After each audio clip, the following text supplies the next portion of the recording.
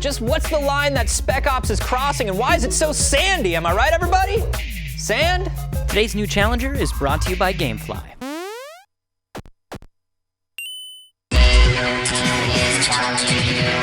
Welcome to the show. I'm Anthony, and I am not the biggest military shooter guy in the world, but Spec Ops The Line came out this week, and it kind of got my attention with its promise of a genre-bending story and this crazy sand system, right? So our own Jackie Talbott's been playing it all week. Tell me about Spec Ops The Line, because here's the thing. Every review I read is like, oh, I really like it, but I shouldn't like it. And it's good, but it's not really good. It's so mixed. Everything feels very torn. Like, you play it and you're like, oh, this is super generic, but then you play a little bit more and you're like, but it's not. And there's so many like unique elements, and that keeps you coming back to it. But yeah, it's difficult. It's kind of like I've been reading the same reviews, and it's very much kind of both or one or the other. Yeah, so what people seem to like here is that it's got a good story, it's a good character piece, which is interesting because when I played the demo, it seemed like you get the standard cast of characters. You get like your Nolan North leader, you get your snarky wisecracking dude, and then you get a black guy because they have to they just like, there you go, and it's got like won't the give three him a personality. Generic, yeah, exactly. But that's what it seems they do. like.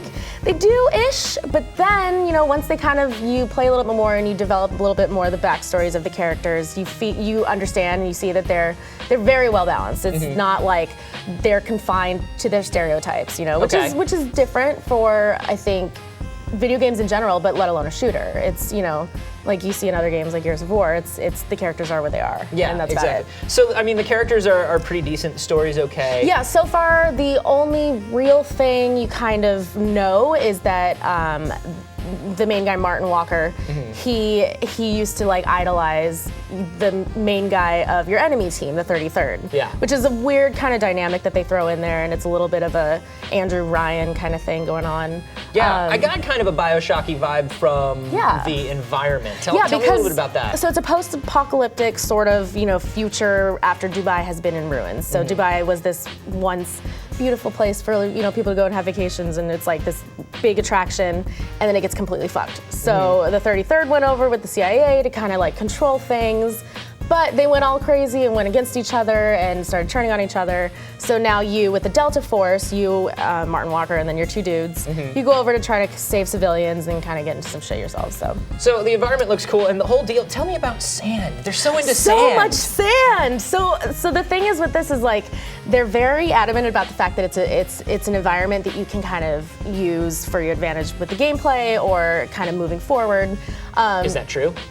In regards to sand, yes. It's very like sand is the thing that they focus on. It is Dubai, so I understand whatever. So they kind of hinted at that the sand was going to be like, oh, you can kind of like build it into structures and you can use it as a weapon. So you kind of think of like this syndicate thing where you can kind of rebuild things or whatever. I kind of thought there would be like a cool like weird timeline thing going on where you can like use sand in weird ways, but. It's very set up. It's very predetermined. You show all like up, scripted events. Yeah, so you show up and there's like a bus full of sand, and then there's dudes standing along the line of the bus. So the way you kill them is you shoot the bus and it releases sand on everyone. So yeah, that was actually a sequence in the demo, and then as you go onward in the game, it's all just still kind of stuff like that. It's still the same kind of things. You shoot windows and you release sand to kind of get through areas if you need to. Just shooting windows, dumping sand. Press X to dump sand. All right, that's a little. I mean, the environment. I'm not talking down about the environment at all. Like that's an element that they really pushed, and that seems kind of strange. That's kind of all I've experienced so far. But the environment feels it's so engrossing. Like you walk around and the lighting and just the fact that you can explore areas that aren't necessarily required in the game. Okay. So it's cool to kind of feel completely encompassed in it. Very cool. So when we come back, we're going to talk a little bit more about gameplay. But first, I wanted to thank GameFly for sponsoring the show this week. GameFly is the largest online video game rental service. You get a choice of over 8,000 new and classic titles across all consoles and handhelds. Plans start at just $15.95 a month, so GameFly members can rent 1 to 4 games at a time, keep them for as long as they like. Once you're done playing a game, send it back, and GameFly will send you the next available game on your list. And now, GameFly members can also play hundreds of PC games for free with unlimited PC play. If you're a new Challenger fan, you get a 15-day free trial when you go to gamefly.com/challenger, and it helps support the show. So that is gamefly.com/challenger. A lot of games coming out.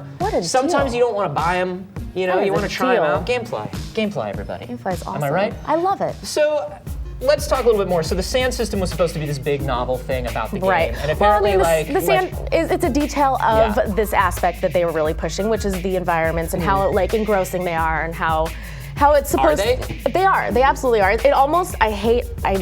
I'm trying so hard not to compare it to anything else, but it's almost like Gears of War took some BioShock notes. Okay. Like it's very rapturous as far as how you feel when you're there and the way the lighting is and all just kind of the environment elements. just that sort of dramatic. Yeah, wooden it's a utopia lot thing. more dramatic than you would expect for a military shooter. So they set the stage right. They put the characters together right. Gameplay looks like hide and shoot guys or get behind a turret and shoot guys. That's all it is. It's just constant waves of bad guys, coming in and out of cutscenes, and Yeah. the environment does feel really good, and there's lots of different little things you can explore that necessarily don't do anything. It's just like a cool room that you can go like get more, things from or whatever. Sure. But it's you shoot and you wait, and there's limited ammo in Dubai, so it's Okay. very much just kind of wait until you got a clear shot. Yeah. So. I heard that one of the things that people found most disturbing is like guys aren't always completely dead, and you got to go like pull ammo off of them as they're like shaking around. Dude, yeah, you'll be walking through, a pile of dead bodies, and you 'Cause you hear just killed people. 100 dudes. You just killed 100 dudes. Like you do.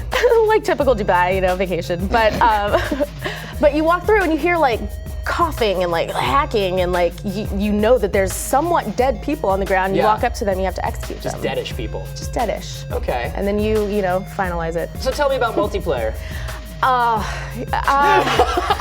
Okay, so multiplayer is kind of at this point like it has to be there, right? Yeah. And BioShock caught onto that as well, and they were like, we kind of need to have the bare minimum multiplayer just to be considered a complete game. So I feel like that's not different here. Okay. It doesn't necessarily feel like anything super exciting, Standard nothing I would go back complement to. You're just like, eh.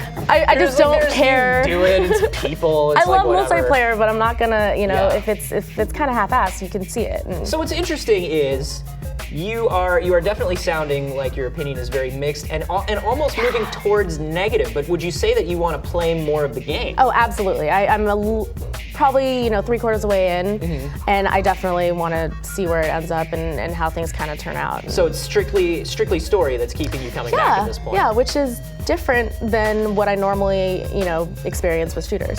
Would So you that's cool. would you recommend people pick this one up, or would you?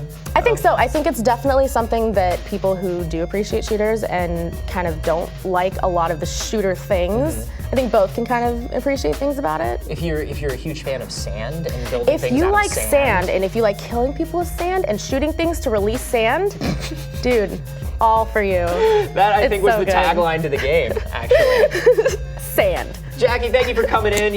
Depending on how well rested we are, Jackie and the rest of the crew, we do somewhere between 3 and 47,000 videos a day over at youtube.com/rev3games. So go over there, be sure you're subscribed, and I will see you next week. Just, and then sand comes down and we're out. And then done. Yeah, just fills the frame and then we're gone. Done. Sand.